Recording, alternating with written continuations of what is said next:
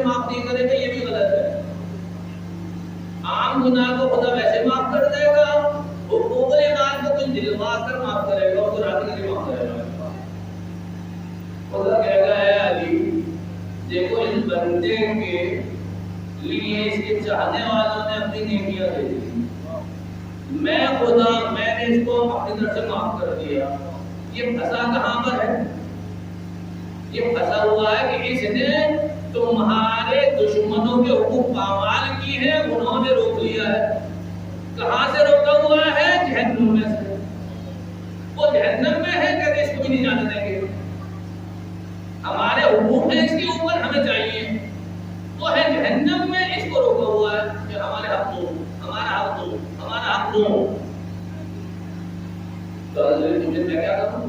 कहा उनको राजी हो, अपने दुश्मनों को राजी हो। हज़रत नबी आएंगे किसके पास? अपने दुश्मनों के पास। इसलिए जाएंगे हम जैसों की शफाअत करेंगे, उनसे मामला करेंगे।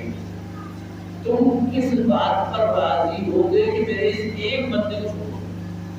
एक बंदे की बात हुई है,